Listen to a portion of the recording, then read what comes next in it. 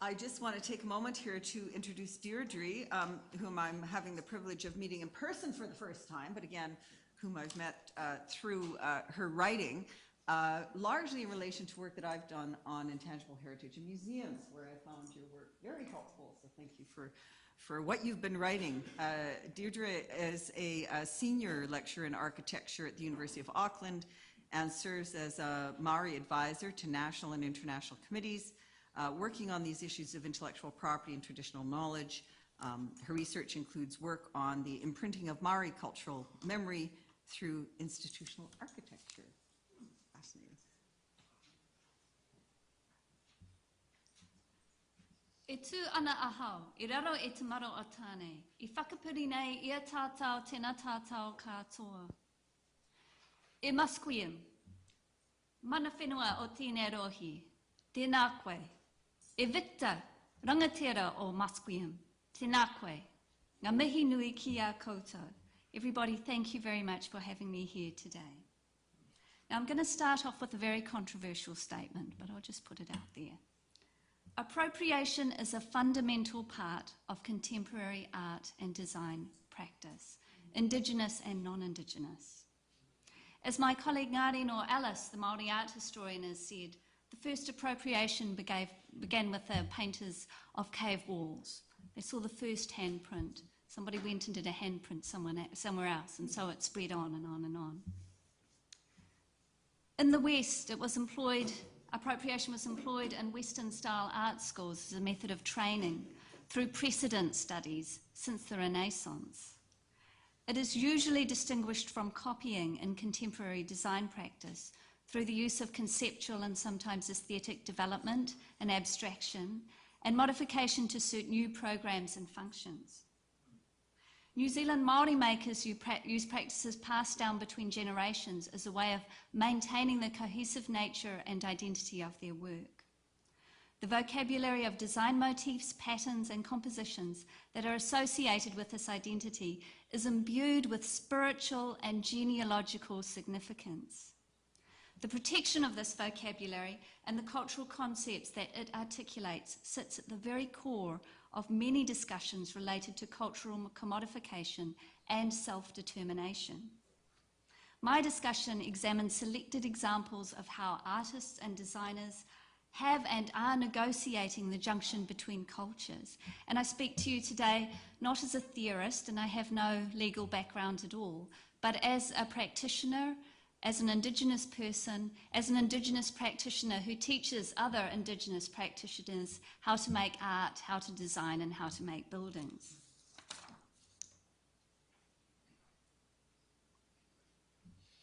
Maori and Pākehā, where Pākehā is defined as New Zealand European, Maori and Pākehā artists and designers have found each other's cultures fertile grounds for the appropriation of new tools, materials, images and concepts to meet the needs of the day.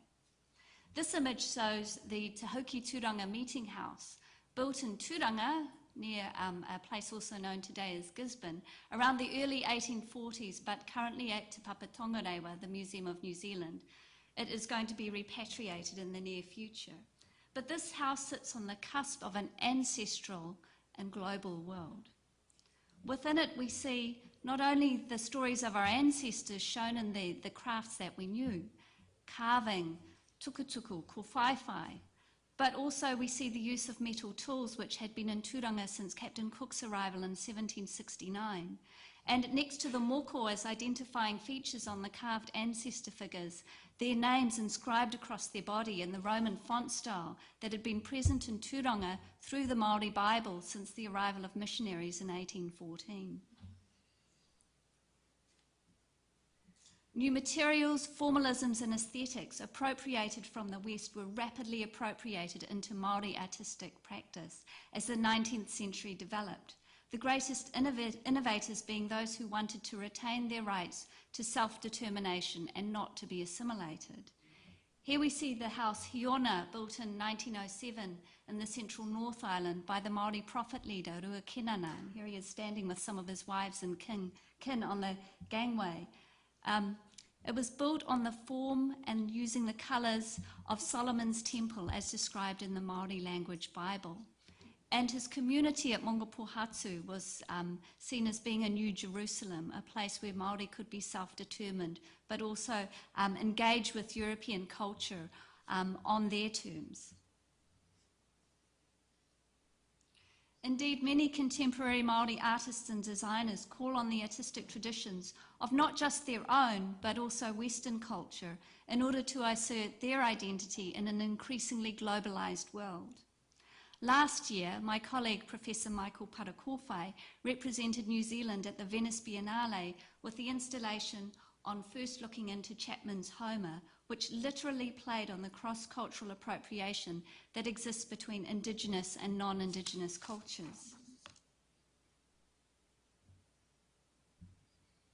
Now, trying to think of occasions where Pākehā New Zealanders have objected to Māori appropriations of Western culture, I can only come up with one example, and in fact there's actually two items within this example.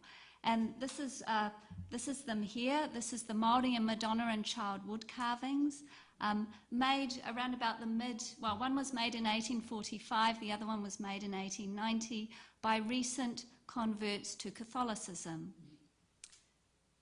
And here we see depictions of the Māori Madonna, or the Madonna as Māori might have understood her, a woman who had had a virgin birth, which of course had no precedent in Māori culture. So she's shown with a full male tattoo, a moko kanohi on her face to show that she has the attributes of both man and woman, and the Jesus figure shown as a tiki in her arms. Not surprisingly, these were rejected by the Catholic Church at the time, and this is how they've come to find themselves in museums. But times change, and the Auckland Museum Madonna and Child was displayed in Auckland Domain as part of the welcome for Pope John Paul II in 1986. And this is, I guess, an important thing to understand. Times do change. And I guess an even more critical point is that discussions about cultural commodification take place not just where language and design enter the commercial realm, but also where they start to be pulled out of the spiritual realm and into a context in which nobody had ever imagined them before. Other delegates have and will speak about the implications of unauthorised or undesired appropriation of Indigenous cultural heritage by non-Indigenous makers, and this experience is certainly shared by Māori. For New Zealanders of European descent, appropriation from Māori culture has been one of many artistic practices that locate or relocate, localise and transforms their identity from being European to being Pākehā. The unfurling pitau, or more commonly known as the koru motif, has been the most popular element of Māori iconography appropriated by non-Māori. And you see some examples here. This is the unfurling fern frond. Since the early 20th century, it began to be appropriated as a single unit and in more complex patterns on currency, stamps, and on the interior and exterior elements of buildings. And we see an example here of a ceiling of a bank building in Napier. Other designs that you can see here are Royal Dalton's Māori wear, produced between 1906 and 1923, and the Air New Zealand koru, designed by the commercial artist Bernard Roundhill in 1973. And I should mention that across what was once known as the British Empire, you see a number of deco buildings, for example, and deco art starting to appropriate Indigenous motifs from the local area as an attempt to regionalise white identity. In the mid-1950s, the graphic artist and painter Gordon Walters and the primitivist artist Teo Schoon began using koru motifs in their work, an appropriation that became more widely known through Walters' geometric abstraction paintings from the 1960s onwards, and we can see one here. But much later, in the late 1980s and early 1990s, these were criticised by Māori art historians, particularly Ngā Huia Te Awa Kotuku and Rangihiroa Panaho, as appropriations that exploited the formalism of the pitau, or the koru, without acknowledging nor giving anything back to its original cultural context. So Walters used a form of minimalist abstraction, and it was reductivist. I mean, that's how modernism worked. It was about taking away content and just leaving form. So the critique was, these patterns can't be understood without acknowledging their cultural content. It was argued that reciprocity and dialogue were essential to any use of Māori imagery in the domain of public creative expression, particularly that was up for sale. Policymakers sat up and took note.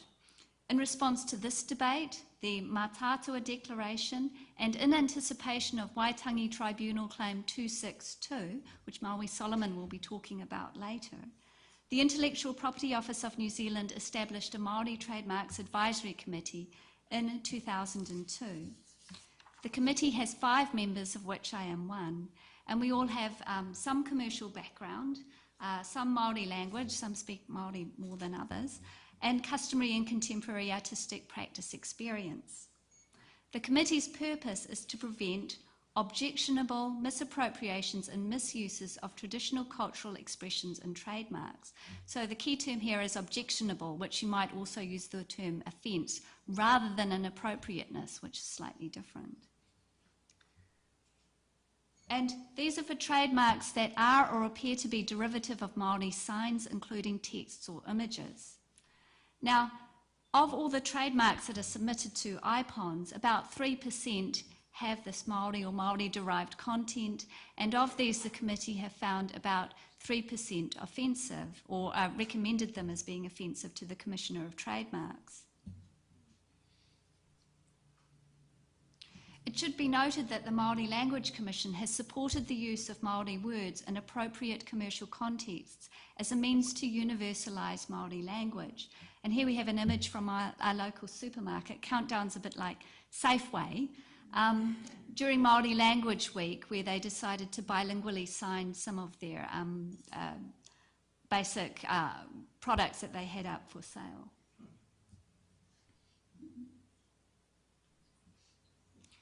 The committee has also produced guidelines for prospective applicants and trademark examiners concerning the use of Māori geographical place names, the word Kiwi, and if you're not aware, Kiwi is it's an Indigenous bird. It's a national symbol of New Zealand, and it's how many New Zealanders identify themselves. They say, I'm Kiwi. And also the koru motif, which are the 3 most popularly used Māori-derived signs in trademark applications. The way that we assess these is fundamentally based in tikanga Māori, that is Māori traditional values. And we look at, as we're required by law to look at, where the threshold lies between offensiveness and inappropriateness or appropriateness. So the legal test for trademarks is whether or not they're offensive. And if you imagine a spectrum of a world of derived signs, you have the appropriate signs, you have the inappropriate signs, and within, I guess, the very top part of inappropriateness is offensiveness. So offensiveness and inappropriateness, we found just through practice, are actually 2 different things. Offensiveness is a much higher test. As the mana or prestige and associated tapu or sacredness of a Māori word or image increases, so does the likelihood of offensiveness that might be caused by a product bearing these words or images that is noa, that is free from tapu, such as food or products related to or from the body, as well as alcohol, tobacco, and these are sitting at the extreme end of the range. So where most of the recommendations to the Commissioner, and he's never turned down any of our recommendations, suggest offensiveness, this is usually in the bracket where you're using very sacred words or images on alcohol-derived products. I should note that over the 10 years that we've been in operation, the quality of design has improved tremendously from, and it's Indigenous and non-Indigenous people doing the graphics for these sorts of things. And I think this has been influenced by a growing pool of Māori tertiary trained designers who bring both technical skills and cultural insight to their work and have in turn heightened the expectations of clients. The same year the Māori Trademarks Advisory Committee was established, the Toi Iho Māori Mark trademark was registered as a trademark by Creative New Zealand, which is the arts funding arm of the New Zealand government. Developed in response to concerns from the customary Māori art community about the large number of poorly made and increasingly non-Māori and even foreign manufactured Māori-style souvenir objects that were conceived within a design framework that owed little to and sometimes denigrated Māori culture. However, it became to mean much more than that to the applicants and the assessors of toi iho licenses. And rather than authenticating individual pieces of work, I think this is where this mark was successful, put the mark up here, was that it validated artistic practice. So the practitioners had to demonstrate how their practice ran to a panel, and then they received the mark, which they could then use on their product. So it validates practitioners and practice rather than objects. Although internationally considered a milestone in the protection of cultural property, in October 2009, Creative New Zealand announced its decision to divest itself of the trademark and associated trademarks. And in 2010, its IP was transferred to a new Maori trust called Tiki, which Maui Solomon is on the board for. A pair of legs. Debates in the wider community about commercial work that sits on the boundary between appropriateness and inappropriateness are usually argued in terms of taste and are accordingly often never resolved. The boundary between inappropriateness and offensiveness tends to be based on the morals of the time, which tend to extend over longer periods of time and are often therefore more explicit and less contentious as ideas. And in terms of, I'll show some examples here, the boundaries between appropriateness and inappropriateness and potentially offensiveness. Lionel Grant, who you might be surprised to know, worked with some fashion designers, some Maori fashion designers, to create these tights called iwi creations tights or pantyhose, using the kowhaiwhai design on legs. And Maori women that I know were evenly split between those who said they would die for a pair of pantyhose like that and those who said that they would be seen dead in wearing a pair of pantyhose like that. But it's not inappropriate. We talked about it. It's just a question of taste. The table leg, which I think is probably a better designed object, if we were to apply the Maori trademarks criteria to it, would be seen as offensive because a table is where you have food. And you can't have a tiki holding up food. It would just be seen as offensive. Contemporary creative practitioners, some of which, whom are Maori, and I've only got a minute to go, occasionally rely on offence to intensify the concepts with which they wish to express. Gina Matchett from the Tūwhare Toa tribe, for example, did a series of pendants called Just Done It in 1999.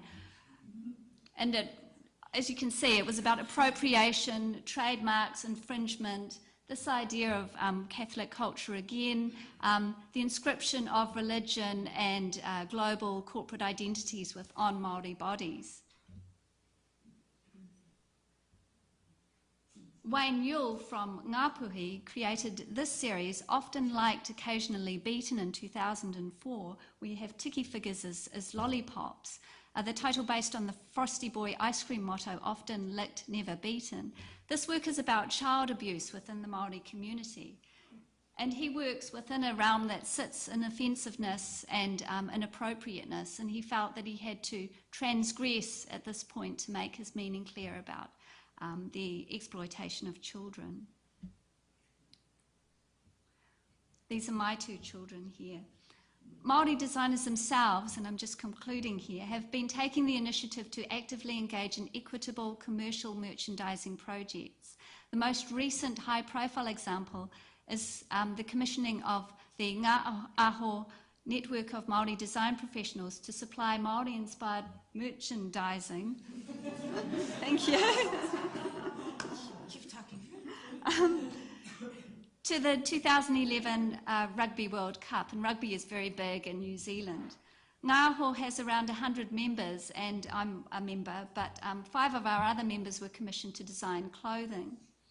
Ngā Aho was asked to meet with the